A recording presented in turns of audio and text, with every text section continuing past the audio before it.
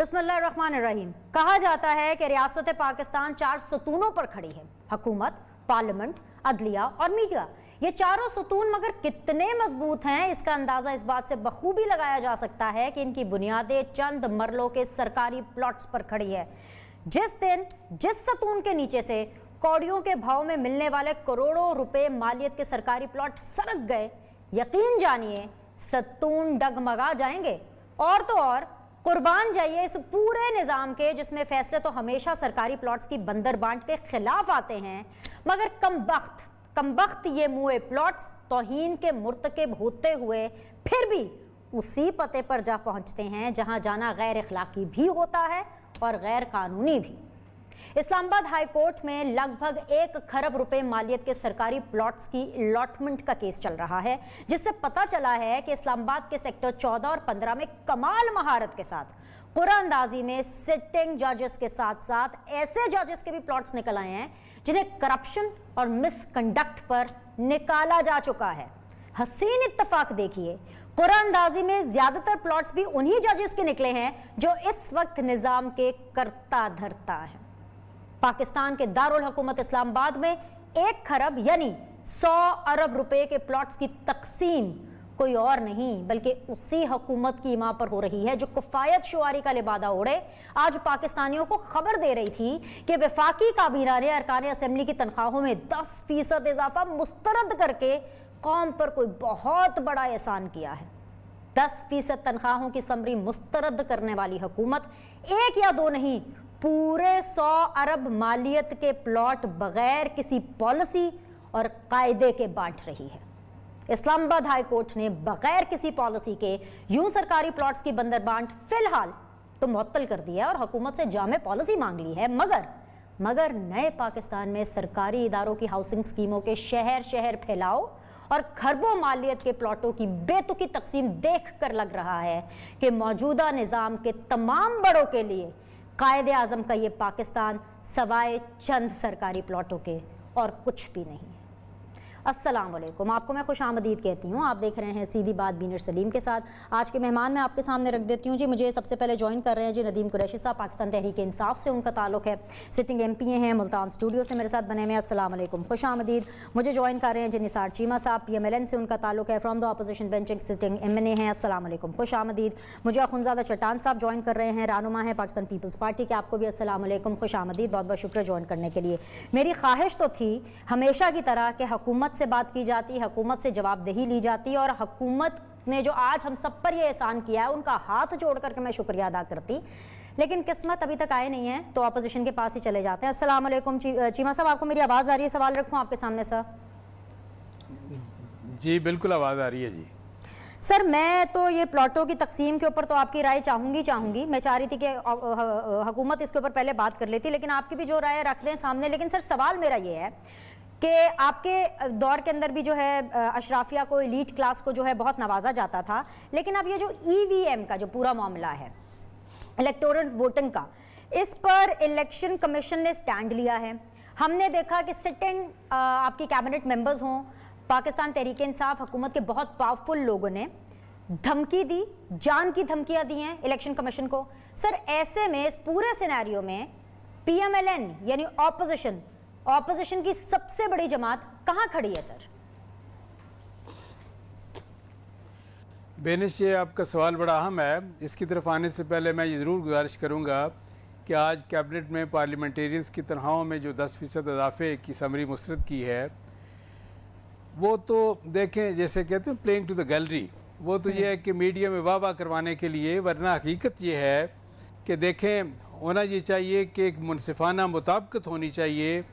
ये सारी मुराद में, तनख्वाहों में, जो जुडिशरी के लोग हैं, जुडिशरी से वाबस्ता लोग हैं, उनकी तनख्वाहों में, जो अस्करी और सिविल इदारों के जो अफसरान हैं, जो ब्यूरोक्रेट्स हैं हायर ग्रेड्स के, उनकी तनख्वाहों में और मुराद में एक मुनसिफाना मुताबिकत होनी चाहिए। यह है कि किसी की तनख्वाह बढ़ाने की बात नहीं है, एक मुनसिफाना मुताबिकत होनी चाहिए। दूसरी बात जो आपने इलेक्ट्रॉनिक वोटिंग मशीन की बात की, देखें गुजारिश ये है कि मशीन की बात नहीं है, मशीन चलाने वालों की बात है, सिस्टम की बात नहीं। सिस्टम चलाने वाले जब तक काबिल एतमाद नहीं होंगे, दयानतदार नहीं होंगे, बासूल नहीं होंगे, शकूक व शुबात पूरे निज़ाम पे इसी तरह रहेंगे। देखिए, मैं आपको याद दिलाता चलूँ कि जिस तरह एक अंग्रेज़ शायर ने कहा था, अलेक्जेंडर पोप ने कहा था कि for forms of government let fools contest, whatever is best administered is best. वही निज़ाम बेहतर है जो ज़्यादा बेहतर फंक्शन कर सके, जो ज़्यादा बेहतर तरीके से डिलीवर कर सके। सो गुजारिश ये है कि निज़ाम की बात ही निज़ाम चलाने वालों की बात है। जब तक निज़ाम चलाने वाले काबिल एतमाद नहीं होंगे। देखिए, इलेक्ट्रॉनिक वोटिंग मशीन जो है, आपको भी पता है कि जिनके हाथ में प्रोग्रामिंग होगी, कंट्रोलिंग होगी, उनके लिए तो धांधली करना और ज़्यादा आसान हो जाएगा। सो असल बात यह है, धांधली को अगर रोकना है तो ये पूरा निज़ाम जो है, इसको चलाने वाले जो है वो काबिल एतमाद होने चाहिए। हाँ, तो वो जो इस निज़ाम को और दूसरी चलाने बात वाले जो है हैं, जो कि इलेक्शन कमीशन के आजम सवाती साहब कह रहे हैं कि आगे लगा दो इलेक्शन कमीशन को। इलेक्शन कमीशन ने नोटिस दे दिया है। सर, पीएमएलएन कहां है? सिर्फ एक बात देखें, अपोजिशन की बात छोड़ें, इलेक्शन कमीशन को खुद ये है कि इतने ज्यादा इतराज़ात हैं इस सिस्टम पे, इलेक्ट्रॉनिक वोटिंग मशीन के। सर, एक मिनट, नो सर, ऑपोजिशन की बात क्यों छोड़ें सर? जी, क्या आप लोग मिल करके पार्लियामेंट नहीं बनाते? क्या आप लोग मिल करके कानून साजी नहीं करते? क्यों मैं छोड़ दूं ऑपोजिशन की बात? मुझे ये बताइए कि पीएमएलएन कहां खड़ी है? आप इलेक्शन कमीशन को तनहा क्यों छोड़ रहे हैं? जमहूरियत यही तो होती है कि जो कमजोर है उसके साथ ताकतवर जाके खड़ा हो ताकि उसकी ताकत में इजाफा हो। पीएमएलएन कहां है sir? I still stand with my question. Benish, हम बिल्कुल इलेक्शन कमीशन को तनहा नहीं छोड़ेंगे। हुकूमत का तो वतीरा ये है कि जो इदारा भी कौमी इदारा इनके मकासद के असूल के लिए, इनके ये जो मकासद है कि अपोजिशन को दीवार से लगाना है, उनके खिलाफ इंतकामी कार्रवाइयाँ करनी है, उनमें अगर ये इनके साथ मुआवनत नहीं करता, इनका आलाकार नहीं बनता, तो वो कौमी इदारा इनके निशाने पे आ जाता है। ये इलेक्शन कमीशन के साथ हो रहा है। लेकिन पूरी अपोजिशन और बिलखसूस मुस्लिम लीग नून इलेक्शन कमीशन को बिल्कुल तनहा नहीं छोड़ेगी। हम ये है कि उनके साथ खड़े हैं। इंशाअल्लाह अल्लाह ताला के फजल करम से अपना फर्ज अदा करेंगे। ऑल राइट जी, पाकिस्तान पीपल्स पार्टी की तरफ बढ़ना। चट्टान भाई, आवाज आ रही है? सवाल रखूं सर? जी बिल्कुल, आवाज आ रही है। अच्छा भाई, ये तो बड़ा अच्छा काम हो गया जो कल हुआ, जो हुकूमत ने किया वो तो खैर बहुत ही अच्छा काम कर दिया, जो तारीख में कभी नहीं हुआ था कि सहाफ़ियों को पार्लियामेंट में जाने नहीं दिया। लेकिन फिर भी सहाफ़ियों ने अपनी ड्यूटी की, फिर भी खबरें चली, तकरीर भी नशर हुई। लेकिन आप लोगों ने उससे भी अच्छा काम किया। शहबाज शरीफ साहब, बिलावल भुट्टो, ये सब आए, मीडिया के साथ बैठे। सर, इस वक्त इलेक्शन कमीशन को भी आपकी ज़रूरत है। क्या आप इलेक्शन कमीशन के साथ खड़े होंगे? क्या उसके बाहर जाकर कोई एहतजाज करेंगे? क्या प्लान कर रही है पाकिस्तान पीपल्स पार्टी या जॉइंट ऑपोजिशन इस मसले के ऊपर? क्योंकि आजम सवाती साहब इतने ताकतवर हो गए और ये हुकूमत इतनी ताकतवर है कि वो सीधा सीधा इलेक्शन कमीशन को धमकी दे रही है, मतलब जान की धमकी। आग लगा दो, इससे बड़ी धमकी क्या होगी? बिस्मिल्लाहिर्रहमानिर्रहीम। देखिए बिनिश, हम मुल्क के तमाम इदारों के साथ खड़े हैं, चाहे हमारे अपोजिशन के आपस में इख्तिलाफात क्यों नहीं हो, हमारे अपने इख्तिलाफात अपनी जगह पे, लेकिन कबल हमने पूरे कौम को बता दिया और हुकूमत को भी बता दिया कि जब मुल्क के इदारों की बात आएगी, चाहे वो मीडिया है, चाहे वो अदलिया है, चाहे वो इलेक्शन कमीशन है, तो हम सारे मिल के इनके साथ जाके खड़े होंगे। और इन लोगों ने जो ये बक्सा बनाया है ना इलेक्ट्रॉनिक वोटिंग मशीन का, तो हमारी वो बात, अभी आपने प्लाटों की बात की, तो आपको पता है कि हुकूमत की वो मेहरबानी है तो अपनी जगह पे, लेकिन अगर वो प्लाट जहाँ जहाँ पे है, आप कंप्यूटर की मेहरबानियां उठा के देख ले कि इन लोगों के प्लाटों को कंप्यूटर ने कहाँ कहाँ पे दिया है। जो सबसे कीमती प्लाट्स है, जो कमर्शियल एरिया के साथ है, जो फ्रंट पे है, जो कॉर्नर पे है, कंप्यूटर ने एक एक प्लाट को उठा के इन लोगों के सुपुर्द कर दिया है। तो हमारे इस बात से भी तस्दीक हो जाता है, जिस तरह की चीमा साहब ने कहा कि हमें वो सिस्टम जिन लोगों के हाथ में होता है, हमें इनसे खतरा होता है। तो ये इलेक्ट्रॉनिक्स वोटिंग न सिर्फ अपोजिशन ने मुस्तरद किया है, न सिर्फ इलेक्शन कमीशन ने मुस्तरद किया है, पाइपन का आप उठा के देख ले, कल का रिपोर्ट उन्होंने भी इस पे खदशात का इज़हार किया है। जब पीडीएम को रिजर्वेशंस थे इलेक्शन कमीशन के साथ, आप लोग जाते थे, अपना जो एतराज़ है वो रिकॉर्ड कराते थे, इलेक्शन कमीशन के पास पर्सनली खुद जाते थे। इसी तरह ऑब्वियसली हुकूमत भी कोई प्रॉब्लम होती होगी, जाते होंगे। सर, आज जब इलेक्शन कमीशन को आप लोगों की ज़रूरत है, आज जब इलेक्शन कमीशन को मजबूती की ज़रूरत है, इसी तरह तो सर इदारे मजबूत होते हैं। आप लोगों की जमहूरियत की डेफिनेशन को क्या हो गया है? आप लोग क्यों नहीं रैली निकाल करके वहाँ जा सकते? क्यों नहीं इलेक्शन कमीशन के बाहर खड़े हो सकते? क्यों नहीं बिलावल, शहबाज शरीफ, मरियम नवाज, मरियम औरंगजेब, शाहिद खकान अब्बासी, शहरी रहमान, ये सब लोग क्यों नहीं जा रहे हैं इलेक्शन कमीशन के बाहर? आपको किस इन्विटेशन का इंतजार है? नहीं, हम बिल्कुल अल्हम्दुलिल्लाह जाएंगे। हम इलेक्शन कमीशन के साथ खड़े भी हो जाएंगे और हम इलेक्शन कमीशन के साथ खड़े हैं। तसलसल से आप देख रही हैं कि हमारी चेयरमैन बिलावल भुट्टो साहब का जो दौरा था, जिसको हम आवाम इसके आगाही पिला रहे थे, इसके नाअहली के, इसके महंगाई के, इसके खारजा पॉलिसी के, वहाँ पे हर जगह पे हमने इलेक्शन कमीशन इदारे का जिक्र किया है और हमने ये कहा है कि हम इलेक्शन कमीशन के साथ खड़े हैं। लेकिन इलेक्शन कमीशन भी इतना कमजोर इदारा नहीं है। मेरे ख्याल से हमें भी इसका जरूरत नहीं है। जिन लोगों ने इसके बारे में जो अल्फाज अदा किए हैं, जिन लोगों ने इस पे इल्जामात लगाए, इन लोगों को बुलाए हैं और अगर इलेक्शन कमीशन फैसला करे और हुकूमत उसको तस्लीम नहीं करेंगे तो हम जबरदस्ती हुकूमत से इलेक्शन कमीशन के फैसले जो है वो तस्लीम करवाएंगे। सर यही तो मैं कह रही हूँ, इलेक्शन कमीशन ने तो स्टैंड ले लिया। मैं ये नहीं कह रही कि इलेक्शन कमीशन कमजोर इदारा है, लेकिन इदारों की मजबूती तो आप हमें बताते हैं, इदारों की मजबूती तो PMLN बताती है, खान साहब भी बताते हैं। खैर, तो मैं यही तो बता रही हूँ, अगर एक मौका मिल रहा है मजबूत इदारे को मजीद मजबूत करने का, तो आप इस अपॉर्चुनिटी को, आप इस इतनी बड़ी न्यूज को कैसे इग्नोर कर सकते हैं? सर मुझे एक बात बताएं, सर एक मिनट, मुझे हुकूमत के पास जाना, मुझे एक मुख्तसर एक बात बता दें। कल आप इस्लामाबाद में थे ना, आप भी बड़ी तकरीरें कर रहे थे, हमारे लिए बहुत शुक्रिया, बहुत मेहरबानी सर आपकी। लेकिन सर नेशनल असेंबली में आजम सवाती ने जो बोला, क्या बिलावल ने या फॉर दैट मैटर शहबाज शरीफ ने क्या नेशनल असेंबली के फ्लोर के ऊपर इसको रिकॉर्ड का हिस्सा बनाने की कोशिश की कि क्या सबूत है जो आजम सवाती के पास है, जिसकी बेस के ऊपर वो ये कह रहे हैं कि उन्होंने ऑपोजिशन से पैसे खाए हैं? आप लोगों के ऊपर इल्जाम लग रहा है कि इलेक्शन कमीशन आप लोगों से पैसे खा रहा है। आप लोगों ने तो जवाबदही नहीं मांगी इसकी। देखिए जी, हमने सिर्फ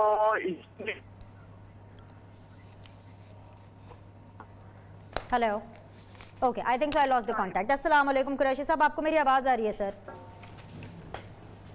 जी वालेकुम अस्सलाम जी। नदीम कुरैशी साहब, मुझे आज बड़ी अच्छी खबर सुनाई है वजीर इत्तलात साहब ने। वो ये कह रहे हैं कि भाई वो जो समरी थी ना 10% इंक्रीज की सैलरीज में काबीना की, वो जो है मुस्तरद हो गई है, वो नामंजूर कर दी है सर। तो मैं इस खबर के हवाले से, इस एक्शन के ऊपर मैं बहुत एहसानमंद हूँ। ना सिर्फ मैं बल्कि पूरी की पूरी कौम जो है वो बहुत ज़्यादा एहसानमंद है। लेकिन सर मेरा एक बहुत ही छोटा सा $1 मिलियन क्वेश्चन है सर ये समरी मूव किसने की थी? नवाज शरीफ ने? ऑपोजिशन ने? ये समरी मूव किसने की थी? डॉलर कहाँ जा रहा है? महंगाई कहाँ जा रही है? आटे की प्राइसेस कहाँ है? किस जीनियस इंसान ने समरी मूव की थी कि हमें 10% इंक्रीज करना चाहिए सैलरीज में सर? या फिर जैसे कि अभी ऑपोजिशन ने कहा कि आप वो फंडा कर रहे हैं कि पहले खुद ही समरी भेजें कि जी इतने पैसे इंक्रीज कर दो, उसके बाद उसको कैंसिल करके मीडिया की नजर में आप वाह वाह बटोरे। बिस्मिल्लाहिर्रहमानिर्रहीम। देखिए, ये पाकिस्तान की ये जो अपोजिशन है ना, ये नौटंकी इज्तिमा है इन लोगों का, जो हर बात को झूठ में बदलकर कोशिश करते हैं कि सिंपैथी गेन की जाए। पिछली बार नेशनल असेंबली में भी और प्रोविंशियल असेंबलीज में भी जहां पैकेजेस और सैलरीज इंप्रूव करने का वक्त आया, इनके अराकीन असेंबली सबसे बढ़ चढ़कर तकरीरें किया करते थे। मैं आपको एक अर्ज कर दूं, ये 10% इंक्रीज होने का मतलब ठीक है, महंगाई है, बहुत सारे हालात इस तरह के हैं, ये चीजें नहीं होना चाहिए। मैं जाती तौर पे खुद इसके हक में नहीं हूं, लेकिन हमने देखना यह है कि सारे अराकीन असेंबली भुट्टो फैमिली की तरह, शहबाज शरीफ फैमिली की तरह और दीगर वो जो पाकिस्तान की पॉलिटिकल एलीट के टाइकोन्स हैं उनकी तरह माली तौर पे मुस्तहकम नहीं है। ना पाकिस्तान की सियासत ने उनको मल्टी बिलियनर कुरैशी साहब, कुरैशी साहब, ये आप कह रहे हैं? नहीं सर, मैं सुनूंगी पर मेरी भी थोड़ी सी सुन ले सर। ये आप कह रहे हैं जो कि इलेक्शन लड़के आए हैं, जो शख्स, जो MNA, जो MPA इलेक्शन लड़ता है, हार जाए जीत जाए सर, वो गरीब नहीं हो सकता सर। आगे अब कंटिन्यू करें, वो इशराफिया ही है जो इलेक्शन लड़ता है। अच्छा जी, एक अर्ज करें, मैं आपको यकीन दिलाता हूं, बहुत सारे लोग जो इंतखाबी निजाम के जरिए इस बार पाकिस्तान तहरीक इंसाफ के प्लेटफॉर्म से असेंबलीज का हिस्सा बने हैं, वो सब माली तौर पे उतने मुस्तहकम नहीं है जितने ये पाकिस्तान के ये पॉलिटिकल साइंसदान जो 35 साल से इक़्तिदार की राहदारियों में है, जो माजी में कभी इनके पास चंद लाख के असासे हुआ करते थे और 20 साल के बाद इनके असासे अरबों डॉलर में चले गए। तो मैं समझता हूँ ये जितने भी बिल्स आते हैं यूनानिमसली आते हैं, मुत्तफिका तौर पर राय इस पे होती है। आप इनसे पूछे ना अपोजिशन के लोगों से कि अगर जब नेशनल असेंबली में पिछली बार सैलरीज और पैकेजेस बढ़े, मैं पहले कह रहा हूं मैं इसके खिलाफ हूं।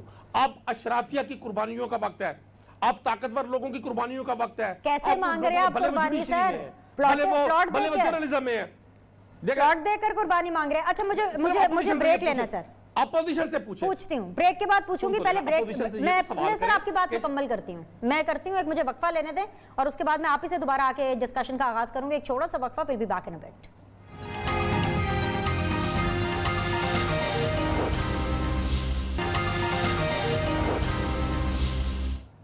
वेलकम बैक जी। नदीम कुरैशी साहब है, निसार चीमा साहब है, खुनजादा चटान साहब है, तीनों major mainstream political parties को रिप्रेजेंट कर रहे हैं। एक दफ़ा फिर से आप लोग को खुशामदीद। नदीम कुरैशी साहब, गुफ्तगू तो मुकम्मल कीजिएगा, सवाल ले लीजिए सर। ये जो आप फेक न्यूज़ के चक्कर के अंदर हम मीडिया पे, हम लोगों पे, हम जर्नलिस्टों पे जो क्रैकडाउन करने की कोशिश कर रहे हैं ना सर, मैंने पहले भी बोला था अपने प्रोग्राम्स में, आज फिर अपने आप को रिपीट करती हूँ, वो ये कि इसका जो बेसिकली कुर्रा है वो पाकिस्तान तहरीक इंसाफ के हिस्से ही निकलता है। जो आजम सवाती साहब एक खबर दे रहे हैं जो कि फेक न्यूज़ है, और वो इसलिए मैं कह रही हूँ फेक न्यूज़ है क्योंकि जब तक वो सबूत नहीं देते किस बात का कि इलेक्शन कमीशन बिक चुका है, इलेक्शन कमीशन ने ऑपोजिशन से पैसे ले लिए हैं, जो इलेक्शन कमिश्नर है उसने ऑपोजिशन से पैसे ले लिए हैं और इसलिए वो इस तरह के इकदाम कर रहे हैं। सर ये आपको साबित करना पड़ेगा, और अगर आप साबित नहीं कर सके, जो कि मुझे पता है कि आप साबित नहीं कर पाएंगे, उल्टा आपको माफी मांगनी पड़ेगी, तो सर आप आजम सवाती साहब का तब क्या करेंगे? आप मुझे ये बताना पसंद करेंगे क्या एक्शन लिया जाएगा उनके अगेंस्ट? पहले मैं गुजारिश कर दूं, आपने जो पैकेजेस इंक्रीज की बात की, एक तो हमने देखना यह है कि अपोजिशन के किसी रुकन ने इस पर मुखालफत की थी जिस वक्त आज से 6-7 माह पहले या साल पहले ये इंक्रीजेस हुए थे, क्या इन्होंने मुखालफत की थी? दूसरा, एक तोशाखाना रेफरेंस हमारे लिए काफी है, इस पूरे मुल्क के लोगों के लिए, इस मुल्क की पॉलिटिकल एलीट की नेचर देखने के लिए। ये एतराज जरूर करते हैं, लेकिन जब इन्हें बेनिफिट मिल रहा हो ना, तो ये साफ पानी स्कीम की प्रॉपर्टी जो रेंटेड होती है उसका ठेका अपने दामाद को दे देते हैं। ये सस्ती तंदूर वाली स्कीम की अपनी किसी अजीज को दे देते हैं। नारोवाल स्पोर्ट्स कॉम्प्लेक्स का ये प्रोजेक्ट का हेड अपने भाई को बना देते हैं। 40 फैमिलीज है पीपल्स पार्टी और नून लीग में, जिनके different family members senate, national assembly और प्रोविंशियल असेंबलीज का पार्ट है। एक तो बात ये हो गई है, ये एतराज कोई नहीं करते, लोगों को बेवकूफ बनाते हैं। अब आ गई बात फेक न्यूज वाली और इस मीडिया अथॉरिटी बिल वाली। देखिए मैं आपके कर्ज करूं, पाकिस्तान तहरीक इंसाफ कतई मुतसादिम नहीं है, ना जर्नलिज्म के साथ, ना किसी जर्नलिस्ट के साथ, ना किसी मीडिया हाउस के साथ। हमने देखना यह है, क्या आपको बतौर एक पाकिस्तानी के, बतौर एक एंकर के, क्या ये आपका राइट नहीं है कि आपके खिलाफ अगर कोई फेक न्यूज चलाए तो आप उसको आइडेंटिफाई करने के लिए पूछें कि जी आपके पास सबूत कहां से आया? क्या कोई शख्स अगर रुकने असेंबली बन जाता है, क्या कोई शख्स अगर जज बन जाता है, क्या कोई शख्स अगर ब्यूरोक्रेट होता है, तो क्या उसके फैमिली मेंबर्स की रिस्पेक्ट नहीं होती कि जब उसके मुखालफिन उसके हवाले? मेरी सुन लेना, मेरी नहीं सर, डेफिनेशन का केस डालें, आप उनको सुन सकते हैं, उसके अभी भी कवानीन मौजूद हैं।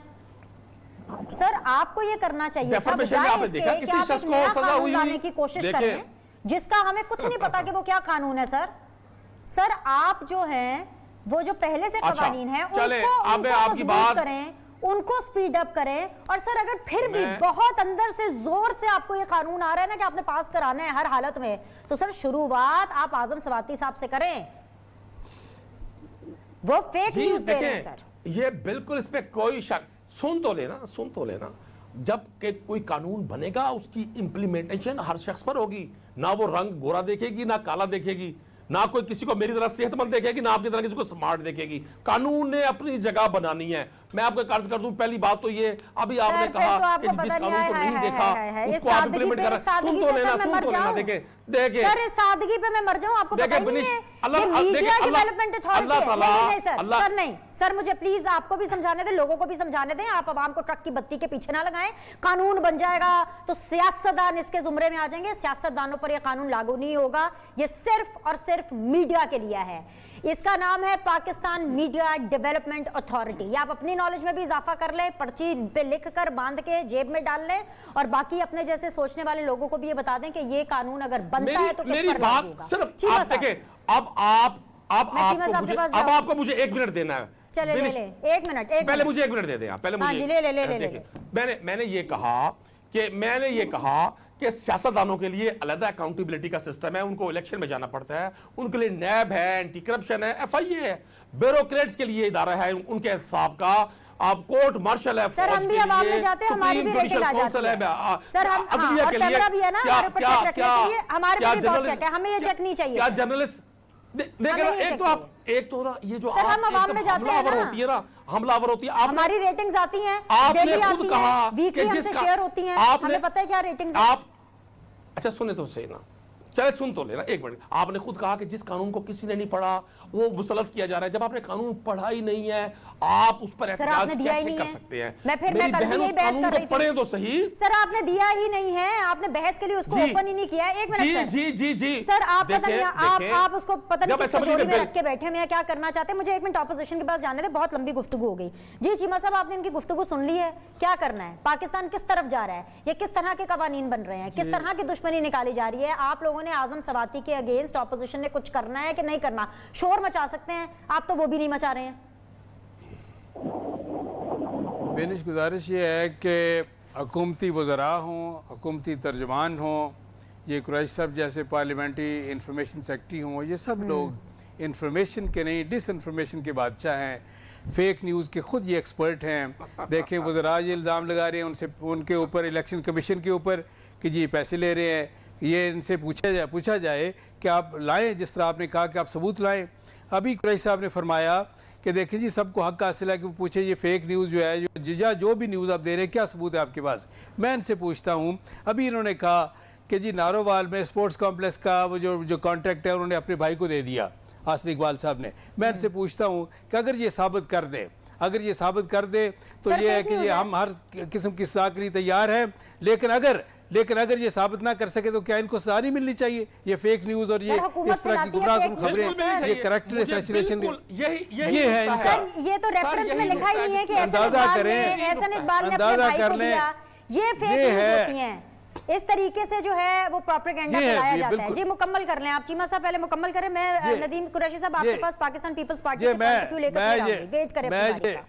जी मैं ये गुजारिश करना चाहता हूँ कि मीडिया के ऊपर जिस तरह की ये कदगन लगाना चाहते हैं, जिस तरह उसका गला घूंटना चाहते हैं, सच्ची बात ये इनकी ख्वाहिश ये है कि अवाम तक हकायक ना पहुँचे, और ये है कि अवाम को इनके हक से महरूम कर दिया। उनका हक है कि उनके पास सही इन्फॉर्मेशन पहुँचे। ये चाहते हैं कि पीटीआई के उससे ये फिल्टर से ये खबरें जो है वो छीन के, और जिस तरह ये चाहें डिस्टॉर्टेड और फेक न्यूज़ उन तक पहुँचे, और जिस तरह की ये चाहें गुमराहकुन खबरें जो है फैला के कौम को गुमराह करते रहे। लेकिन हम ये है कि मीडिया के साथ खड़े हैं, इंशाल्लाह मीडिया की आज़ादी पे हर्फ नहीं आने देंगे इंशाल्लाह। जी चट्टान भाई, तोशा खाना का ताना आज भी मिल रहा है और पता नहीं कब तक मिलता रहेगा। वंस एंड फॉर ऑल इसको करें क्लियर भाई। देखिए बेनिश, जहाँ तक फेक न्यूज के ताल्लुक है तो फेक न्यूज की फैक्ट्री जो है वो तो पीटीआई है और इनके स्पोक्समैन है। आपके प्रोग्राम में आके आपको पता है, मुझे पता है कि कितना गलत फिगर्स जो है ये लोग देते हैं और किस तरह के फेक न्यूज जो है लोग फैलाते हैं। तो अभी इन लोगों के पास सिर्फ दो ही रास्ते हैं अपनी सियासत के बका के लिए, अपनी जिंदगी के लिए, बल्दियाती इलेक्शन के लिए, आने वाले इलेक्शन के लिए दो ही रास्ते हैं। एक वो डब्बा जो कभी फवाद चौधरी उठा के एक जगह दूसरी जगह लेके जाता है कि ये देखो हमने डब्बा बनाया है, कभी दूसरा मिनिस्टर उठा के कभी किधर ले जाते हैं, कभी किधर ले जाते हैं। और दूसरा ये कि मीडिया का गला दबाओ, और मीडिया के लिए भी एक इस तरह का इदारा बनाओ जिस तरह की सियासतदानों के लिए नेब का इदारा बनाया है, ताकि ये मीडिया को मीडिया पाबंद तो है लेकिन उसको गुलाम बनाना चाहते हैं, ताकि ये हमारी जो झूठ है उसको एक बार फिर सच साबित करे। जिससे पिछली बार हमने हक़ाइक़ से हट के दावी की थी कि भाई 1 करोड़ नौकरियां देंगे और हम पेट्रोल को सस्ता करेंगे और डॉलर को 20 रुपए पे लाएंगे, और मीडिया के कंधों पे सवार होकर और फेक तजियाकारों को बिठा के, और जिस तरीके से हमने कौम के जहन में डाल दिया कि बस इमरान खान के आती हुई डॉलरों के बारिश भी हो जाएंगे, अमेरिका से लोग इधर रोजगार के लिए भी आएंगे। उनको पता है कि हमें अवाम से वोट नहीं मिलेगा। अवाम जिस तरह महंगाई के दोज़ख में जल रहे हैं, ठीक है जी, तो वो सारी दुनिया को पता है। आ गया पॉइंट। ब्रेक लेना है सर, मुझे एक ब्रेक लेते हैं। ओके, पॉइंट आ गया, एक ब्रेक लेते हैं। ब्रेक के बाद वापस आएंगे, डिस्कशन को समेटने की कोशिश करेंगे। देखते रहिए सीधी बात बीनर सलीम के साथ।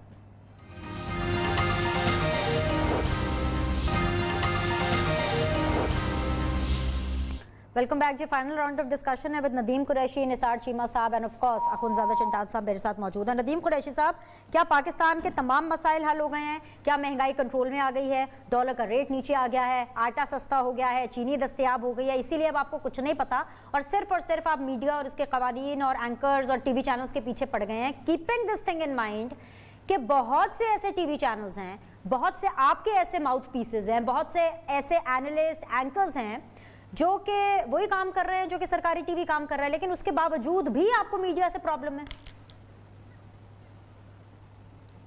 अच्छा, अब मैं आपको कैसे समझाऊं कि आप जिस तरह से इसको परसीव कर रहे हैं सब लोग, या जिस तरह से आप प्रोपेगेट कर रहे हैं, वैसा नहीं है। किसी जगह ये माइंड सेट नहीं है कि किसी मीडिया हाउस को, किसी जर्नलिस्ट को या किसी स्टोरी राइटर को नुकसान पहुंचाना है। आपको किस तरह से बताया जाए कि हम ये चाहते हैं कि मुआशरे में जिस तरह बढ़ता हुआ ये अदम बर्दाश्त की फजा है, जैसे लोगों के हाथ में सोशल मीडिया आ गया और वो किसी भी इशू पर, अभी आपने देखा होगा पिछले दिनों सोशल मीडिया पे हमारे एक नेशनल हीरो की डेथ की खबर को इस तरह से प्रोपेगेट किया गया और वायरल किया गया कि उनकी फैमिली को बाकायदा आकर रिक्वेस्ट करनी पड़ी कि हमारी दिल आजारी ना करें। देखिए विनेश, आप तो उस थिंक टैंक का हिस्सा है जिन्होंने इस मुल्क में बेहतरी के लिए बड़ा काम किया है। आप तो कम से कम इन चीजों को समझती हैं कि यहां कोई जाती पसंद और नापसंद के लिए कुछ नहीं हो रहा। आपने कहा क्या तमाम मसाइल हल हो गए हैं? अगर हर शोबे जिंदगी के मसाइल को हल के लिए हम यही फार्मूला अडॉप्ट कर लें कि जी वो काम तो बेहतर ना हो सका, हम कोई और काम भी ना करें। आप उस कौन सी गवर्नमेंट है पाकिस्तान तहरीक इंसाफ की? पहली गवर्नमेंट है पिछले 20 साल में जिसने मीडिया हाउसेस के तमाम ड्यूज, तमाम उनकी लाइबिलिटीज क्लियर की। अगर रेगुलर कोई लाइबिलिटी रहती होगी उसका मैं नहीं कह सकता, अदरवाइज वो पेंडेंसी जो 10-10 साल से थी वो सारी पाकिस्तान तहरीक इंसाफ की गवर्नमेंट ने दी है। अगर मीडिया हाउसेस के लोग अपने छोटे वर्कर को, अपने कैमरामैन को, अपने रिपोर्टर को ये कहते हैं कि जी गवर्नमेंट का प्रेशर है हम पर, इसलिए हम आपको जॉबलेस कर रहे हैं, लोगों को पता होना चाहिए कि गवर्नमेंट कोई प्रेशर बिल्ड नहीं कर रही। गवर्नमेंट ने अरबों रुपए के वाजिबात अदा किया है मीडिया हाउसेस के, गवर्नमेंट ने इश्तहारात की तमाम पेमेंट्स दी हैं। आप मुझसे स्पेशल इस पर एक प्रोग्राम कर लें। यहां माहौल ये बना हुआ है कि जो चीज किसी भी वजह से बुरी होती है ये गवर्नमेंट कर रही है जी। आपने मतलब गवर्नमेंट को तय कर लिया कि हमने इसको विलन बना के पेश करना है पूरी कौम के सामने, हमने कतई किसी अच्छी चीज को प्रोपेगेट नहीं होने देना। मैं आपको अर्ज करूं, अभी आपने कहा जी बहुत सारे लोग आपके माउथ पीस हैं। देखें गवर्नमेंट जो काम कर रही होती है, और बिलखुसूस ये गवर्नमेंट हमारी, इमरान खान का एज ए प्राइम मिनिस्टर कोई जाती एजेंडा साबित नहीं हुआ। प्राइम मिनिस्टर इमरान खान का एक जाती मुझे प्रोजेक्ट बता दें जो उन्होंने बतौर प्राइम मिनिस्टर इस मुल्क में अपनी जात के लिए शुरू किया हो। बीबी यहां तो रुकन असेंबली बनते ही लोग पहले प्लान करते हैं कि जी हमने अपना काम कैसे निकालना है। उन्होंने मैं किसी समझता के लिए हूं भी कोई प्रोजेक्ट शुरू नहीं किया सर। देखिए अब आपको यकीन दिलाना तो बड़ा मुश्किल है ना जी, आपको यकीन दिलाना बड़ा मुश्किल है। आपके जिनके साथ आपकी सिंपैथी है, जिनके साथ आपकी मोहब्बतें हैं, जो आपको देखने में अच्छे लगते हैं, जी जी बहुत बिल्कुल, होता है ना, मेरी शक्ल आपको पसंद नहीं है, इसका कोई इलाज नहीं है। बिल्कुल पाकिस्तानी अवाम के साथ आप बिल्कुल ठीक कह रहे हैं, आपने बिल्कुल सही पहचाना मेरी सिंपैथीज और मोहब्बतें। लेकिन सर आपको ना अपने बेंचेस पे जरूर देखना पड़ेगा सर, आपको देखना पड़ेगा। फिर आपको मेरी बहन आपको तज्जिया करना चाहिए। You should not be behave like a जज। आपको तज्जिया करना चाहिए। आप एनालिस्ट हैं, आप जज नहीं है कि कानून आपने पढ़ा नहीं है, आपको वैसे आप कैसा उसका लगेगा? डिसीजन थोपते आपको और तमाम लोग एजिटेट कर रहे हैं। भाई हैं आप मेरे, आपने बहन बोला, मैं आपको भाई। सर मैंने पढ़ा नहीं है, लेकिन आपने मुझे बताया, आप ही फरमा रहे थे कि वो कानून सियासतदानों पे भी लगेगा, तो सर मतलब कि कोई देखेगा नहीं कि क्या है क्या नहीं है। लेकिन सर आप भी जानते हैं। नो मैंने ये नहीं कहा, मैंने ये अर्ज की थी आपको, दोबारा कोशिश करता हूं गुजारिश करूं, आपको गुजारिश करूं। मैंने ये कहा कि हर शोबा जिंदगी के लिए एक अकाउंटेबिलिटी फोरम है। अगर मीडिया के लोग, अब एक छोटा सा अखबार है, उसका नाम नहीं देना चाहता, मीडिया के वो फोरम्स हैं जहां पे वो अकाउंटेबल होते हैं। किस जगह? सर पेमरा, आपने मेरी इस बात का जवाब दिया। Pakistan electronic media regulatory authority PEMRA वो फोरम है, हमें हर चीज के नोटिस भेजती है सर। जिस दिन प्रोग्राम अच्छा नहीं भी होता ना उस दिन नोटिस आ जाता है। क्या आप इसकी एक्सप्लेनेशन दें सर? सर फाइलें भरी हुई हैं, आपको भेज दूंगी। वो बिल्कुल ऑनरेबल फोरम है, लेकिन क्या उस पर किसी शख्स को रोका गया? लोग पेमरा का नोटिस जाता है, सुबह स्टे आ जाता है कोर्ट का कि जी अभी रोक दे। अगर ये कानून साजी की जा रही है और ये सारे जो नोटंकी के जितने एक्टर्स इकट्ठे हैं ना, नदीम भाई आपका मसला तो अदालतों से हुआ ना, तो इसका गुस्सा मीडिया पे क्यों निकाल रहे हैं? नो ये दो अदालतें देती है। Not at all, not at all. आप देखिए, आप अब अपने वर्ड्स अगर मेरे मुंह में डालेंगे उसका फायदा कोई नहीं। मैं आपको ये अर्ज कर रहा हूं, अगर हमने चीजों को कंट्रोल करना, देखिए बिनेश, कभी आप भी इसकी विक्टिम होंगी, मैं भी इसका विक्टिम हो सकता हूं, कोई भी शख्स हो सकता है। अगर किसी न्यूज को आप नहीं कर सकते, मीडिया को तो कंट्रोल बिल्कुल नहीं कर सकते, सोशल मीडिया को भी कंट्रोल बिल्कुल नहीं कर सकते। ये जो कंट्रोल वाला मामला है ना, यही अगर आप समझ जाए ना कि यही चीज हुकूमत नहीं कर सकती, तो आपके आधे मसले हल हो जाएंगे। आज के लिए इतना ही। तीनों मेहमानों को बहुत शुक्रिया। I'll see you all tomorrow। Allah Hafiz.